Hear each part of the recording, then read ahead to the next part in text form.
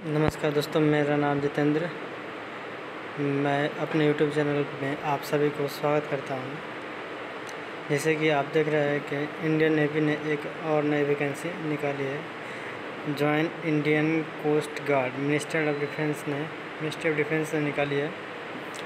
इसमें general duty, domestic branch and Yantrik through coast guard enrolled personnel test और batch number है 01/2023। Application online ये fill किया जाएगा। 8 सितंबर से चालू होगा और 22 सितंबर इसका लास्ट डेट होगा। 8 सितंबर को 11 बजे सुबह में चालू होगा और 22 सितंबर को 5:30 पे ओवर हो जाएगा। इसकी एलिजिबिलिटी क्राइटेरिया के बारे में बात कर ले तो इंडियन सिटीजन होना चाहिए और एजुकेशनल क्वालिफिकेशन में 3 पोस्ट हैं। जैसे कि आप देख रहे हैं 3 तरह के इसमें मतलब ग्रेड है और इसके अकॉर्डिंग से नाविक जनरल ड्यूटी यानी कि नाविक में जनरल ड्यूटी के लिए 10+2 होना चाहिए फिजिक्स और मैथ्स है।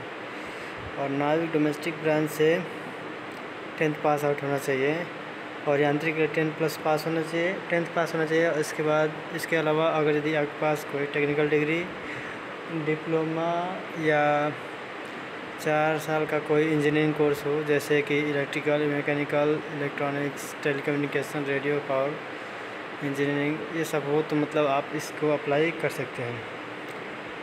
और सारे इसमें जो भी देख लीजिएगा। और एज क्राइटेरिया के बारे में बात कर ले तो 18 से 22 साल के 18 से 22 साल तक इसका एज क्राइटेरिया है। और ST SC के लिए 3 साल का या 5 साल का और OBC के लिए 3 साल का एज रिलैक्सेशन है। और वैकेंसी डिटेल्स के बारे में बात कर ले तो नाविक GD के लिए टोटल 225 है, जिसमें जनरल के लिए 87 है, EWS के लिए 23 है, OBC का 48 है, ST का 32, SC का 35 और इस तरह से नाविक के लिए 16 जनरल में है, EWS के लिए 5 है, OBC के लिए 10 है, ST के लिए 6 है, SC के लिए 3 है, मैकेनिकल के लिए जनरल के लिए 5 है, EWS के लिए 1 है, OBC के लिए 7 है, ST के लिए नहीं है, SC के लिए 3 सीट है, टोटल 16 है। और इलेक्ट्रिकल के तरह तो 3 है। OBC जनरल के लिए EWS का नहीं है, OBC का 3 है, ST का 1 है, SC का 3 है, टोटल 10 है। और यांत्रिक इलेक्ट्रॉनिक्स का 4 जनरल के लिए है, EWS में कोई पद नहीं है, OBC के लिए 2 है, ST के लिए 1 है, SC के लिए 2 है, टोटल 9 है। तो दोस्तों आगे हम इसके बारे में जानकारी लेते हैं, देखते हैं। 2 फेज़ में इसका एग्ज़ाम होगा। पहले फेज़ में जो भी है मतलब कि आपको नॉर्मल जो भी मतलब कि चीज़ें जिस तरह से ऑनलाइन एग्ज़ाम इसका होगा सबको देना होगा। पहले डॉक्यूमेंट्स आपको लेके जाना है वहाँ पर, जैसे वोटर ID के लिए लेकर के तो जाना ही पड़ेगा। और भी सारी जानकारी के जैसे यहाँ पे देख लीजिएगा कि किसका कितना मार्क्स का एग्ज़ाम होगा, कितना समय रहेगा दिया गया है। और स्टेज 2 में जैसे देख लीजिए, स्टेज 2 में होगा कि 1600 मीटर का रेस होगा 7 मिनट के अंदर और 20 स्क्वाट्स लगाना है, यानी कि उठक बैठक करना है, 10 पुशअप लगाना है जो ज़मीन पे लगाया जाता है हाथ के इस भरोसे। और थर्ड में डॉक्यूमेंट्स वेरिफिकेशन स्टेज है, डॉक्यूमेंट्स वेरिफिकेशन होगा। उसके बाद से और आगे देखते हैं क्या जानकारी दी गई है। डॉक्यूमेंट्स अपलोड करने में 10th का सर्टिफिकेट होना चाहिए और जो जिससे लगाएगा यांत्रिक के लिए हर एक का अलग अलग डॉक्यूमेंट्स है, सबका लगाना है इसमें।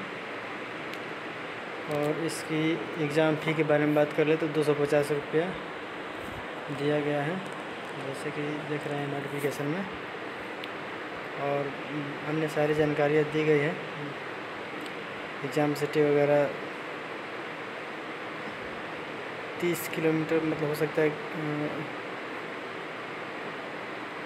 candidate to give preference for university in application stage 1 and 2 process. Candidate are to fill first choice within 30 km from the present communication residence. If no examination city in within 30 km from the current address, then the nearest examination city from current address has to be the first choice of the candidate.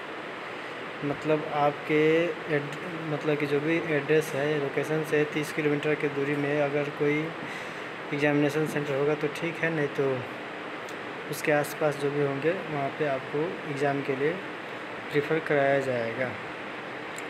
और अन्य सारी जानकारी इसमें दिया गया है। जानकारी अच्छा लगा हो तो चैनल को लाइक करें, शेयर करें, सब्सक्राइब करें। धन्यवाद। ध्यान रखें कि 8 सितंबर से ये वैकेंसी भरना चालू हो जाएगा, ठीक है, और 22 सितंबर तक। तो कोशिश कीजिएगा कि बहुत ही पहले फॉर्म फिलअप कर लीजिएगा 8 से 15 के बीच में, ताकि उस समय ट्रैफिक हो जाता है, मतलब सर्वर लोड ज़्यादा हो जाता है, जाम चलने लगता है, दिक्कत हो जाता है। ठीक है दोस्तों, धन्यवाद।